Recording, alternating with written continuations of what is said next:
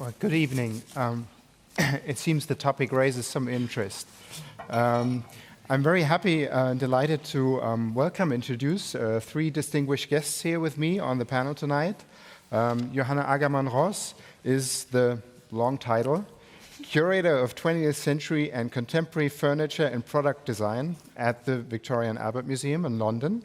And she's also the founder and director of the design quarterly Disegno, to my mind, one of the best design magazines around. Thank you. We also have with us Joseph Grima, also wearing a number of heads. He's the creative director of the Design Academy in Eindhoven, director of the Museum of Design at the Triennale di Milano, and he's the founder of the Milan-based design studio and architecture studio Space Cavia that, as Matteo already mentioned, designed the exhibition you're about to see. Arno Brandlhuber is an architect based in Berlin, also teaching at the ETH in Zurich, not far from here, and whose Anti-Villa, very programmatic title, is shown in the exhibition. So where to start? The title of this talk tonight is How to Live, and maybe some of you know this famous poster by Willy Baumeister, created for the 1927 Werkbund exhibition with this old historic interior crossed out and then the question, wie wohnen? That was sort of an inspiration, and actually How to Live was also the working title for our exhibition. But we decided that we would like to start with the present, actually, as the exhibition does, which then leads you backwards in time, and talk about the present. How do we live, actually? And I'd asked our participants to hand in some images, and Arno proposed some images that we'd actually looked at during our research. So if we ask the question, how do we live, that's maybe a bit depressive answer. But that was a project by an advertising agency in Hamburg, Jung von Matt, that over a number of years created the average German living room. As an advertising agency interested how the majority of consumers live, and they would have their meetings in there to see how average people live, supposedly, and then how they consume and what ads they would like. So I thought this might be a starting point to discuss how do we live, what currents and what agents have informed how we are currently living. What do you think are sort of general tendencies at the moment that inform our interiors? Arno, since you proposed these images, would you like to give it a try at first? First of all, I thought Vitra has more chairs, which is about living. So I'm coming from, let's say, to claim my, I'm on the left. I think we really need housing, we need living. That's a kind of basic condition to be in the world. So it's a very political issue. And even Munich now, like 2 days ago, there was a decision, the referendum with 52,000, let's say, signs, that they will try to do the same that in Berlin, that the rental price should be controlled. And maybe if we come further onto all these design questions, I think we can always trace a kind of extreme change in social habits, in a lot of, let's say, relations toward our world and how we live together. That's maybe a very important, so maybe the most important point for me. And there is a lot of change. Maybe I just do 2 or 3 very quickly. I grew up in a home where let's say, it was rather modern in that time. The kitchen was half opened to the place where we would eat. And the living room was a different room. And as Matzig quoted like 3 weeks ago in the Süddeutsche, the living room is disappearing. And there is several reasons, just to go on the very last, let's say maybe 2 decades. So the distinction between working and living, that we have different places, is merging more and more to one unit. No, it might be that we are not able to, let's say, independent, half culturally engaged producer. They also work at home because they are not able to spend another office in town or wherever they are. So, and one of the other quotes is from Beatrice Colomina, that even in the bed, it's becoming a workplace, no? Because you have your laptop, you don't have longer the TV. So one of the first points would be the kind of pointing out, this is the bathroom, this is the living room, this is the working place, this is a different room, this will disappear. And the apartments will become much smaller. We have grown into apartments, but it will become much smaller. And maybe somebody else would like to take over for the first round. And then we actually had Beatrice Colomina give a talk here recently, and she spoke about this phenomenon that people do work from the bed. So is it that rooms lose their original function to a degree because of the digital era and the mobile devices we all carry with us? We can do anything at any time, anywhere?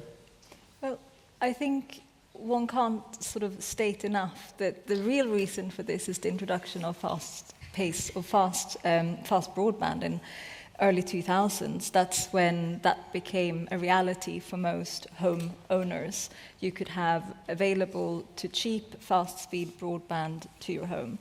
And I think that that's the kind of mechanism or trigger for all of these changes, because it's made us use the home in different ways. And just like you said, Arno, that it means that within your home, you don't necessarily, maybe things haven't actually changed so much within the home setup. You still have a bed, you still have a sofa, you still have a dining table, but what you do in those locations has changed. So yes, you might work from your bed, or you might work from your kitchen table. You have your dinner at your sofa or within your living room. And I think that the internet is really the biggest trigger to this change, but also in the way that we communicate our homes, because it means that our homes are constantly out there. It's constantly broadcast to the world, either through social media channels or through commercial platforms like Airbnb, or in London we have Hive, for example, where you can actually capitalize on your living room while you're not there. If you're in the office down the road during the day, you can rent it out to a freelancer because they might be a bit bored of working from their own home. So I think home has become a much more commercialized space from that point of view, and I think that that's something that's happened in the last 15 years that's made it different to what it's ever been before, and that I think is going to have the biggest change in contrast for how we live and how we treat home moving forward. Mm-hmm. Was that fantastic startup called Airbnb, yeah. Where if you really needed to go to the toilet, you could find a local somebody whose bathroom was available for rent for a matter of minutes. At the Notting Hill Carnival every year, this is a very big business. People who live in Notting Hill in London open up their homes for £1 just exactly. For you to use the bathroom. So yeah. No startups involved. Yeah. But so could one say that in a way the domestic space becomes a bit more of a commodity? You did a few years ago, you did this exhibition Square Meter on the quantified home. Yeah, I think this is something that we've been interested in for a long time, the kind of the relationship between the home, identity, the kind of the political, our kind of collective understanding of our identity as a community, as a society. And I think there are two, we did, as you mentioned, this book called SQM, The Quantified Home, that was looking, I guess, specifically at two aspects of this, more as what we were interested in, the sort of immaterial drivers of a certain cultural change in attitude towards the home. And there were two particular things that we looked at in some detail that we kind of understood as transformative moments in the history of how we understand the dwelling, and also subsequently, therefore, also how we design the dwelling, because that's very much a consequence of what we see the dwelling, the purpose of the dwelling to be. And the first was the emergence in kind of post-war America, but mostly kind of peaking in a kind of a seminal moment in the late 70s when, thanks to the invention of the mortgage as a mechanism for being able to access a level of value in property that goes well beyond one's means, there's a moment in which, a very specific moment in which the home passes from being a commodity to an asset, something that has a value in terms of its purpose, its use value on a daily basis, something that is a kind of synonymous with one's sort of sentimental and family life, to something that is primarily a financial instrument. And so that's why we kind of came up with this idea of SQM as a sort of a fictional currency, similar to USD or GBP or Euro, as something that this idea of space, of domestic space, is something that is primarily a form of investment. And therefore, the investment takes priority and shapes all other, consequentially, everything that's downstream from that in terms of how big it needs to be, how frequently you move from one to another, and so on.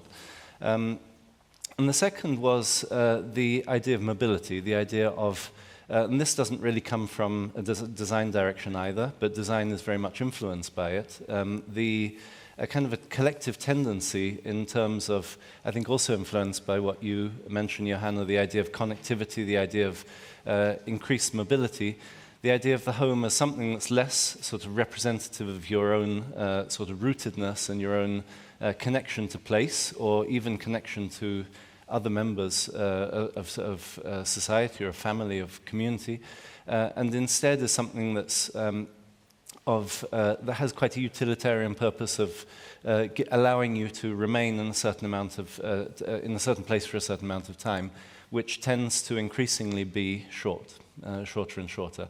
And that, of course, fundamentally the idea of something that is that has a kind of an investment value, that has a transactional value, but at the same time, in terms of its use value, is transient, is something that maybe is going to, that you won't actually invest in becoming attached to, also in terms of how you shape the interior space, is, I think, the kind of the convergence of these two things is where a new typology of interior emerges, which I think is something that we've also assimilated unbelievably quickly. If you look at also the other book that you brought, Arno, of kind of looking at a certain previous ideal of domesticity, the ideal of the home, that's something that we've forgotten in a shockingly brief period of time, and alluding have to completely the book by Linda exactly, Kerbel, yeah, of which we show exactly. some images. Yes. Yeah.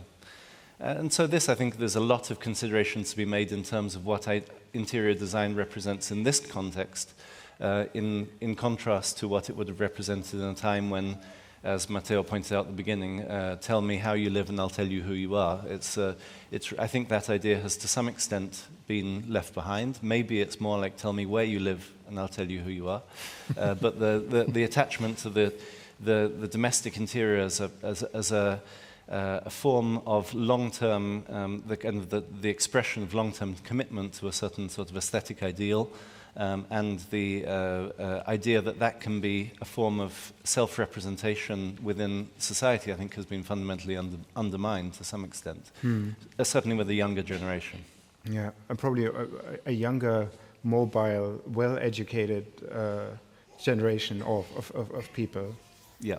And not sure if that still counts for a broader straits of society, because on the other hand, I still believe in some of these images in a way show that also that domestic living is a very conservative affair that really changes only very slowly, as opposed to some of the projects we're showing in the exhibition that are sort of peak moments.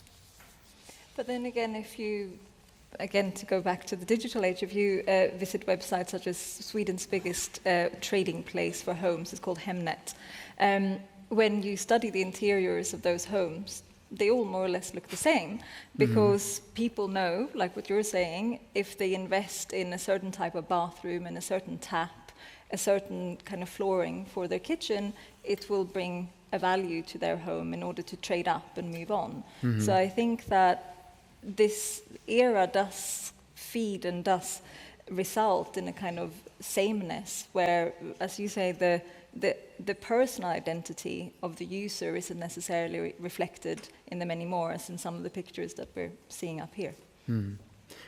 This week we had Edwin Heathcote visiting here, who wrote this wonderful book, The Meaning of Home, and he brought forward the thesis that one of the main drivers of that influence how people design their interiors are boutique hotels. That people actually like to design their homes because those are spaces that are very hospitable and where people like to go. And I never thought of that, but that sort of goes into the same direction. And another driver that we've been discussing, maybe Airbnb, B&B, where also the home becomes advertised through the internet, and apparently people are also consulted on how to photograph their homes so that they have a better chance of renting them out. Yeah. I mean, I see that particular example as a linear extension. It's completely consequential to the invention of the mortgage, because while the mortgage allows you to access levels of value and also allows levels of value to be imposed that would never have previously been possible, Airbnb is the sort of that's the kind of that's kind of the next level of sophistication in the elevation of market value, because, for example, one of the marketing lines of Airbnb is to convince users that it's a way of accessing a more expensive property. So you buy a property with an extra lit bedroom, and then with already kind of factoring that into your mortgage.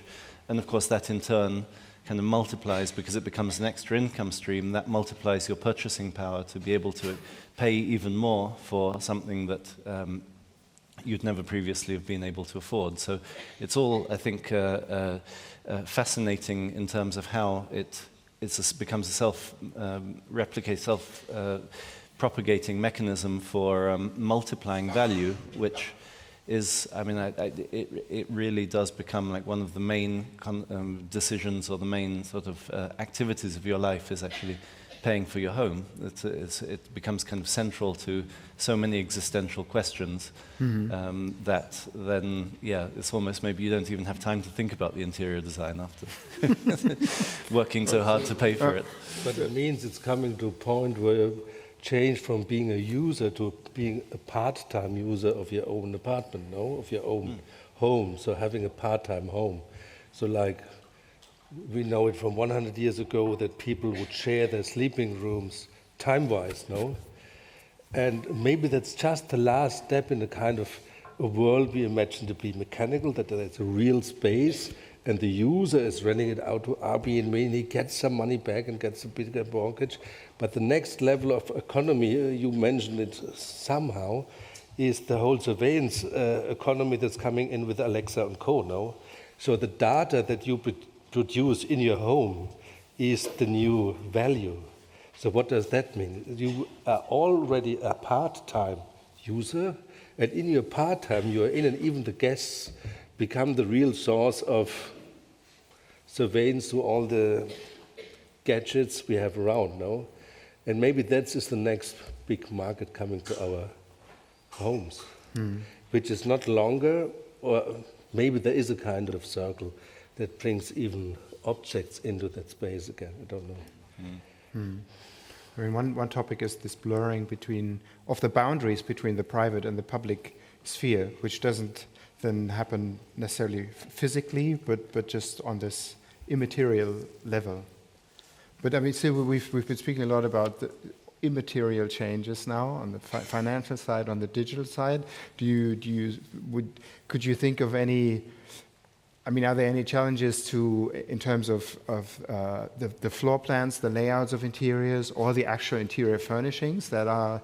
Because many of the projects in the exhibition, we chose them because we thought they were the first to react to general social, technological, political, financial situations and propose something new. Do you think there's something lacking, actually, in architecture and design, where moments that architects, designers should respond to more in terms of the domestic interior at this point?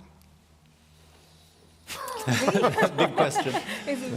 I think that obviously there are things that can be kind of tackled on the relatively sort of frontline agency of the architect. I think that maybe what is in this moment a kind of a really pressing topic in general is also the sort of the emergence that I don't think enough attention has been paid to the incredible wastefulness of a certain kind of approach to the interior, which is based on very much a sort of a short-term idea of being able to quickly furnish and then unfurnish and then change and adapt and just throw out and bring back. And I think one of the things that's a little bit sad and missing in the kind of the kind of domestic landscape that has emerged is the sense of incredible purpose that I think our grandparents had, of things that really kind of intergenerational bridges that would, rather than being kind of all carefully calibrated to correspond to a single sort of stylistic register, the idea of the domestic interior as something that's almost timeless or eternal, and much less wasteful, because I think this is increasingly a concern, is the sort of immense impact of having a sort of a disposable furniture culture or a sort of fast fashion of furniture, and instead kind of trying to think about how, while we necessarily need to have a certain kind of transience and less attachment perhaps to a single place, which is synonymous with the culture of the present, how we can at the same time really kind of think about the sort of mobile aspects of this, the things that can be moved around in a way that is much more sort of part of an extension of ourselves and our identity. So bringing back some of those sort of long-term values into the domestic space, things that can also grow old and kind of wear beautifully. And I think that this has kind of also consequences in terms of, at the moment, we're sort of addicted to this aesthetic of the new, of things being sort of continually sort of up to date. And I think that it would be really amazing to a challenge for designers to really think of kind of the timelessness of the interior, of how we can, that it can, despite this more restricted spaces that we inhabit, become a little bit a record of our lives, and that we choose very carefully the objects that we attach ourselves to for a very long period of time. I mean, if we think about if I think about the furniture that my grandparents had, it's also a matter of space. I mean, the spaces we inhabit nowadays, they're smaller, and these huge closets that they could still have, you just don't have the space for it. I don't think they particularly need to be large, but I think that the kind of going back to an idea that something like an interior, the elements that compose the interior need to be, I don't want to say eternal, but almost, I think would be a fundamental shift. I think it's a fundamental shift that's coming anyway, in a way. It's completely unthinkable, this sort of... So you can create new sustainable furniture, or you could just use what is there, which is also... And new marketplaces around this, so that it's not just kind of chucking out into the skip, but really kind of thinking about also new community marketplaces, methods of exchange that are compatible with an idea of the interior not just being a big heap of trash waiting to be shipped out to the landfill. I mean, I really think there is a huge problem around this at the moment. But there are a lot of initiatives, and not to name drop, but as we are at Vitra, but Artec, another brand which sits here, it's interesting. They have really approached this by the furniture that they make, which is extremely well crafted and lasts, as we just said. You're able to trade in your old furniture and get a credit voucher to buy something new if you want to. But likewise, there is a market then in people buying the second-hand furniture, and I think that type of trade, I think, is very interesting. I know that Italy does the same for their glassware, for example, in Finland at the moment, and I think that sort of thinking of a more circular economy becomes very important. And I agree with you, Joseph. I think that we talk far too little about the health of our homes, not just in terms of the materials that we throw out and what we discard every year, but actually how the homes that we have make us feel. And I think that there is a big gap in the discussion there, because I think that we have where we spend time, and so much of our time affects us mentally and how we feel as humans, in society, and how we interact with one another. And I think that there's a big silence around the well-being of home, and I think that that's something that I think we could do well with having bigger discussions around, especially at this point in time where things are changing so drastically and where things are moving at a faster pace than maybe that what we're used to. I think that those discussions around health and how we feel by what we surround ourselves with becomes ever important. And if those things aren't even things that you own or can call your own, then it becomes even more vital.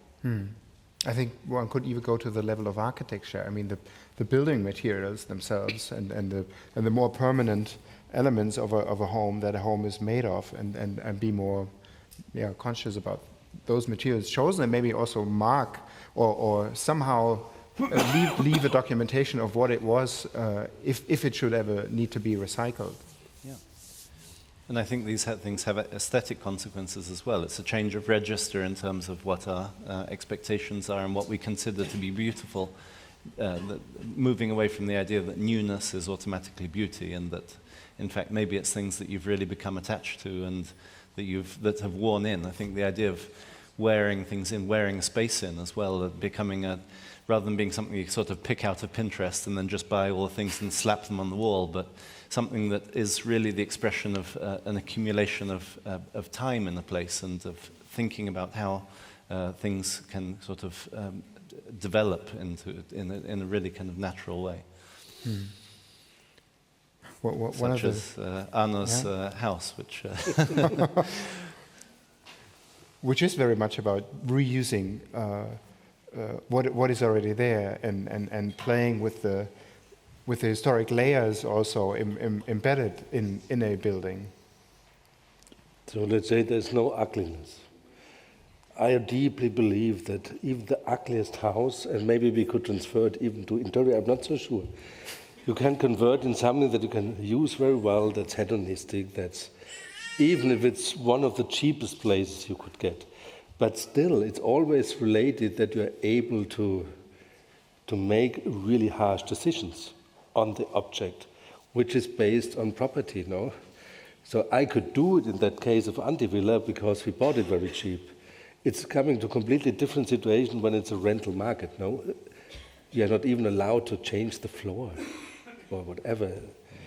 But I agree completely with you that in terms of if we will look back from, let's say, from 20 years from now, and would they, if everything goes well, if we look back, no, from 1938 to 1920, then we really have to change. And in my field, I'm speaking in behalf of the architects, we have not so many answers for the moment. So one is reuse, it's the energy embedded in the old building is so much that you can insulate as many for a new one. It's better to use the old one and to adapt it. It might be a kind of circle, and the let's say the latest innovation that field is that there's I don't name it then, but it's a Dutch office. They basically say that every material in a house has a kind of code, a number, and it's all already registered to reuse it. So there's no compounds. Everything has to be so perfectly described, even in the structure, load bearing and whatever, that you can really put it to the next building. So the buildings look already different, and it's not about beauty, but I would say if it's logic in itself and it helps, let's say, our planet, then it's okay. My problem is concrete, and I have to get rid of that because that's not contributing to it. But I think if we would say that every producer has to take his shit he produced back, no? And to bring it back to where it came from, no? The rare earth is in all our hands and all the chairs and whatever, no? Then it would already start a kind of completely different design approach, no? And my storage, to come back to this question, what do you do? It's also a little bit strange that you always own your furniture, no? And then you don't like it anymore, and then you throw it away. No? So my storage is eBay or auction houses now. So I'm happy to have the table next week. I'm giving it back to eBay and I get a new one now. It's like the difference is this 15% they take, but that's all. Though you have a huge, let's say, ongoing storage of things. And maybe it's also a question of owning all the furniture. So it's really like you could rent a house, you could rent furniture, maybe not only an office thing, clothes, well, for a dinner party you could. And I think there will be a lot of change in how it's going back, let's say, to the roots in the end. Mm. Well, for office furniture, that's happening. That there's these agencies that actually trade. And there's a very good example. Furniture, so there was a housing development, and then the developer said, "Well, I don't want to buy a light. I want to buy that there is light. I just want to have light. So I would like to contract that it's enlightened." And what happened? The producer of the lamp bulb produced lamps that don't rot, that don't break. Because then it makes sense for them that they produce something because it's not within the normal production chain, that after, 2,000 hours it has to break because they want to sell a new one. Now it doesn't break. And that's going on now. It's with washing machines in a huge housing complex. Even it's always the same in the Netherlands. They're a little bit ahead. Now they have washing machines. They don't rot. No, because they just give the service to the house that there is a place where you can wash. And if we transfer that to other products, even to architecture, it would really change the whole process. So in my field, we will face a dramatic design shift within the next 10 years. And I'm not prepared to that right now. But I think the point that you made about how this is it's really something related to policy. It's about imposing certain rules, about taking materials back, and a manufacturer isn't so much a seller of products, but a provider, a long-term provider of a certain service. And that completely, as you point out, changes the incentives that are involved in terms of thinking long-term about modularity, things that can be taken apart, reused, taken a completely different way. And I think that in turn will completely change the way that we think about the designer, because the designer isn't the will no longer be this heroic figure who's sort of dreaming up the latest sort of very brash, radical form, but is somebody who's actually capable of rethinking the material economy of a certain place, thinking about what's available, thinking about the needs and the relationship between people and place, and becomes a form of husbandry, which I think is a really exciting thought for the future of architecture and of design, and that can really kind of change, I think, the whole sort of scale. But the point is that it needs to come from economic incentives, because at this moment we're essentially sort of completely ignoring the externalities that are actually there, the consequences of the way that it's set up at the moment. Which would mean also to think about just the design and development process itself, and beyond the moment when a product is launched, but really think about the whole circle when it's used and at one point disposed. It might actually be a good moment to point out that these others who kind of go into the exhibition thinking, how does any of this relate to a very practical example? But the exhibition was actually conceived to be completely waste-free, in the sense that all of it's essentially made of only two elements, both of which are very easily reusable, just stainless steel panels and cork bricks. And the idea is that since we have the great fortune that Vitra Design Museum exhibitions are very popular and travel extensively around the world, the configuration of these exhibition display systems can be completely adapted to any kind of space that they encounter and come in with, without needing to glue and to kind of have any sort of built-in waste production. And also kind of thinking about how the steel panels can be used in their entirety without creating offcuts, which also allows to escape a little bit from the very linear. Often one of the problems with modular systems is they tend to impose a very orthogonal logic, so it's just about straight lines, this, and so on. So we were trying to think about how you could escape them from that without creating a lot of byproducts and waste and things that need to be reintroduced every time it goes to a different location. And then at the end, hopefully, to be completely reusable for a completely different purpose, or as Matteo was saying, cork is completely, it can be just ground down and reformulated into something else. So I think that I'm really excited about thinking in similar sorts of ways about buildings over not just 50 years or whatever the normal lifespan of a building might be, but hundreds of years, about how the same elements that compose a building can be taken apart, put back together in completely different ways. And similarly for the interiors, I guess. Mm-hmm. Yeah, maybe coming back to the topic of interiors one more time. Here we have this white elephant in the room now, the colorful fantasy landscape. From 1970, we were earlier discussing about visions, and when one looks back at this history of domestic living and interior design, it seems that the late 1960s and early 1970s were the last moment for these grand visions of how we may be living in the future. And you were just saying you don't have an answer to such a question. Can you think of reasons why that was the case in the late 60s and 70s, and is not, and we don't have these today? Is it something we just wouldn't believe anymore if someone would came up and say, "Oh, this is what you will be living like in the future"?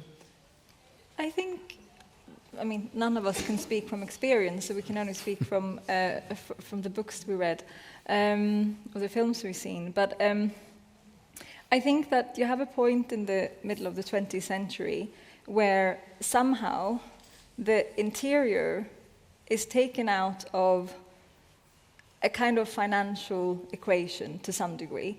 Okay, you might have it again in the early 20th century, when you see the beginning of modernism and so on. But I think that you have this point whereby you had gone through a kind of boom after the war where manufacturing was at an all-time high and people started consuming things, but where that consumption started to be questioned again. And I think the interior became a kind of at the forefront of that debate. The home and the interior of the home became political, and in fact you have a great example of that within the exhibition with the Khrushchev and Nixon debate, the Great Kitchen debate. But I think that you have designers that are really in that time considering home as the frontier for expressing how we can live and how we can live better, both together and individually. And I think that gave rise to things such as the Pantone interior that we're looking at there, but it also led to interesting propositions. And I mean, you have the very famous exhibition of Italy, the New Domestic Landscape at MoMA in the early 70s, which does a very similar things, where designers are looking at what interiors express about society without considering the consequences of that design. They don't have to think about making a product that sells, In the end, a lot of those products were then put into production and are still design classics, so to speak, today. But the beginning point was a true and excited exploration of something new that hadn't come before. And I think that at this point in time, we are maybe not there yet. There's a lot of challenges that we have to face, but we are quite grounded down by the reality of it all, by the environmental crisis that we're facing, by the potential financial implications of our living, etc. I don't think that necessarily designers feel so free and so free of those constraints at this point in time. I think that, as we said earlier, and Matteo mentioned it, interior design it's a huge business. I mean, it's a huge industry in terms of its media, in terms of what it does on social networks and so on. And I think that at the moment, we can't step out of those constraints to look towards something necessarily new. And I think that's a drastic difference now versus 50, 60 years ago. Yeah. But maybe it's also like the whole middle class idea was invented by creating the middle class, which is a post-Second World War development. And now we are facing, if you look at France or wherever, even in Germany, that might be the middle class is not so stable any longer. Now it's going up or down. The second point is, when you were looking in newspapers in the 60s, 70s, we were flying to the moon, and there's all this, wow.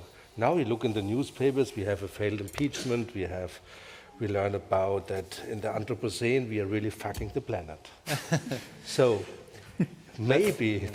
I think that is a very good point. The 60s, or that particular moment of 1973 new domestic landscape, represented a certain kind of apex of optimistic drunkenness, and of technological optimism, yes. of really belief in that technology would save, was opening up all sorts of new possibilities. And now basically it's the hangover. We just kind of woke up the morning after, and we're realizing that actually all of those inflatable plastic chairs that looked so amazing in MoMA are actually not such a great idea, and that maybe we need to be thinking a little bit more about how how technology as an end in itself, just because we can do it doesn't make it a good idea. Maybe actually we just need to know that we can do it, consider, put it aside, and just keep on doing things, or just think about how we can really think about the kind of second-order consequences of all of these activities. I think this is really the moment of considering second-order consequences in an age of total supremacy over the landscape and over the planet, and over our habitat, and that's why I think it's very tempting. Yeah, it's in a way misplaced to look for that sort of optimism in an age that is actually dealing with the consequences of past optimism, misplaced optimism, perhaps. But then I think, again, and I didn't know that it was going to be an exhibition, but I was very pleased to see there was an exhibition.